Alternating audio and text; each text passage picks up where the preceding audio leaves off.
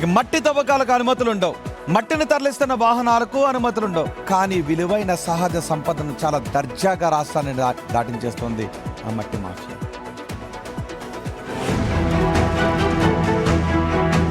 మట్టి మాఫియాకు అడ్డాగా మారింది కర్నూలు జిల్లాలోని హోళగుంద మండలం. ఈ మండలంలోని నేరానికి, చిన్నహేట గ్రామాల సమీప కుండాల్లో ఎర్రమట్టి అక్రమ తవ్వకాలకు అడ్డు అదుపు లేకుండా పోయింది.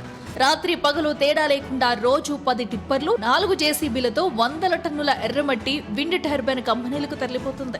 తవ్వకాలు జరుపుతున్న భూమి సీలింగ్ ల్యాండ్ అని, ఇక్కడ మట్టిని తవ్వితే పట్టాలు రద్దు చేస్తామని రైతులకు లోకల్ ఎంఆర్ఓ లక్ష్మీరాజు హెచ్చరించారు. వార్నింగ్లకే పరిమితం కాలేదు. ఓసారి మైనింగ్ చేస్తున్న జేసీబీని డ్రైవర్ను పోలీస్ స్టేషన్కు అప్పగించారు ఎంఆర్ఓ. కానీ రాత్రికి రాత్రే ఆ డ్రైవర్ రిలీజ్ అయిపోయాడు.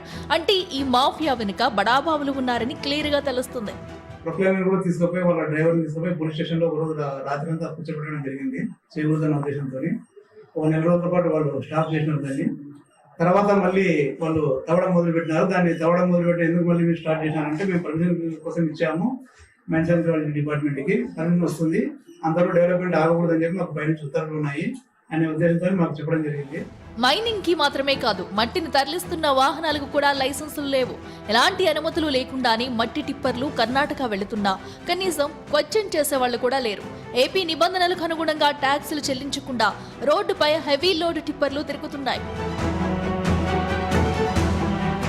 ఈ అక్రమ దందాపై ముత్తనగిరి, కురుగుంద, హెబ్బటం విలేజర్స్ సీరియస్ అవుతున్నారు. గ్రామ నడుబొడ్డున ఇళ్ల ముందు రాత్రి పగలు హెవీ వెహికల్స్ తిరగడంతో రోడ్డు దెబ్బతింటున్నాయి.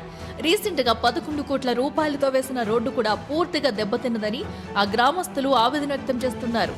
ఆ ధ్వంసమైన రోడ్లకు ఎవరు మరమ్మతులు చేస్తారని ప్రశ్నిస్తున్నారు. ఆ ప్రశ్నకు ఎవరు సమాధానం చెబుతారు? ఎర్రమట్టి మాఫియా వల్ల ట్యాక్సుల రూపంలో రావాల్సిన ఆదాయం ప్రభుత్వానికి రావడం లేదు. మైనింగ్ శాఖకు, రెవెన్యూ శాఖకు వెళ్లాల్సిన కోట్ల రూపాయల బడాబాబుల జేబులను నింపుతున్నాయి. ఇవన్నీ తెలిసినా పొలిటికల్ ప్రెషర్తో ఆర్టీఓ తనకు సంబంధం లేదన్నట్టు వ్యవహరిస్తున్నారని గ్రామస్తుల విమర్శ.